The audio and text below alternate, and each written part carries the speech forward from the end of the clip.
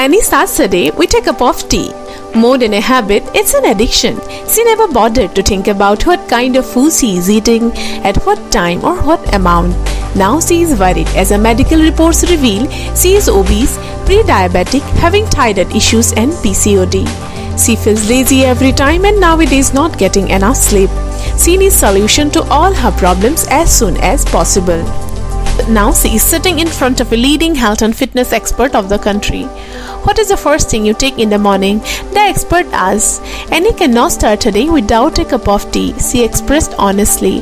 The expert explained tea is not a good option to start the day.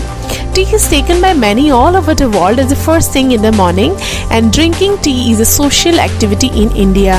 But various research reveal that Indian tea, that is a tea preparation method that goes like boiling the mixture of tea, milk and sugar, is not that healthy. That cup of tea makes your body acidic. Caffeine, the chemical compound found in tea, disturbs your sleep cycle, and tea is addictive in nature. Once you start taking tea, soon it becomes your habit and you find it difficult to get rid of it. Do you remain physically inactive? Expert asks. Annie is a working professional. She goes to office regularly from 9 to 6. She feels there is no question of her being physically inactive. As she doesn't have any idea what amount of physical activity is required to remain physically active and healthy, she asked the expert. He replied, if someone is taking less than 5,000 steps a day, he or she is physically inactive.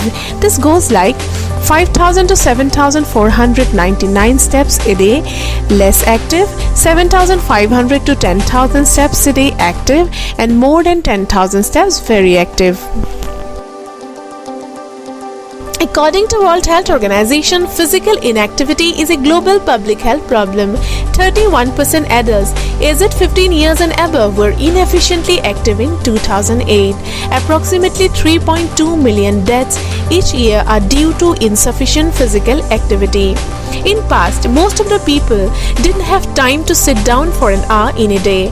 Now government or health organization have to issue guidelines asking people to walk for an hour daily. In past, everything needed us to move, whether it was going to work, to clean house, buying vegetable, clothes and other essential. Now we have machine for almost every household work. Ready-made foods are available to make us comfortable at home without cooking, buying vegetable or grocery.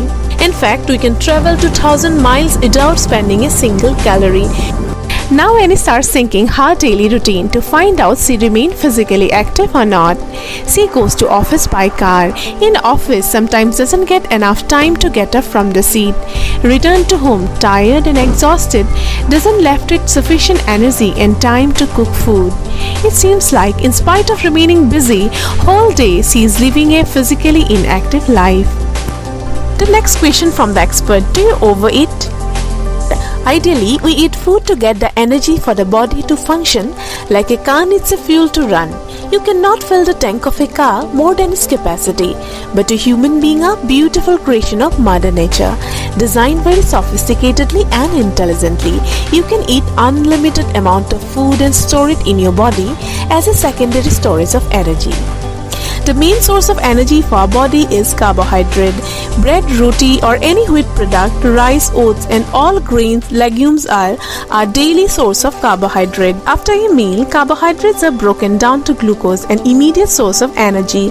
This energy is needed by the body to stay alive, grow and move around. The rest of the energy is stored in our muscle and liver as glycogen. But liver and muscle have limited capacity to store energy. Liver can store approximately 100 to 120 grams of glycogen and muscle can store approximately 500 grams of glycogen. If your glycogen reserves are filled to its capacity, the remaining energy from the food are stored in your adipose tissues as triglycerides. Adipose tissues are nothing but your fat. Excess of adipose tissues leads to obesity.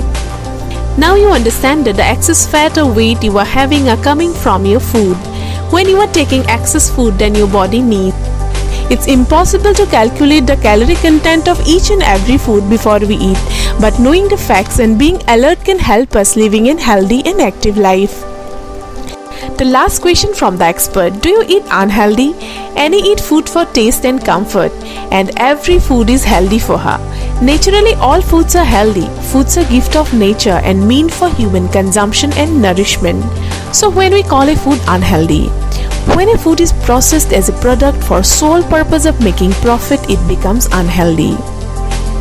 Nowadays, our markets are flooded with processed foods, ready-to-eat meals, breakfast cereals, instant oats, noodles, pastries, and all biscuits are example of processed foods. These foods are very low in nutrients and high in calories, and a major reason of weight gain. Processed foods are made in factories. Companies have to make this product profitable and at the same time tasty, cheap, having a longer shelf life and attractive to the customer. So they use ingredients like refined carbohydrate, refined sugar, trans fat, preservatives and synthetic food color that are not healthy for you. Now Annie knows the facts why she is gaining weight day by day. I think everyone can relate to this story and ask yourself these basic questions like, do you remain inactive? Do you overeat? And do you eat unhealthy? As being inactive, eating more than required and eating unhealthy foods can impact your health by gaining weight and related health issues. Thank you for watching, and if you liked the video, please don't forget to subscribe my channel and hit a like. Thank you.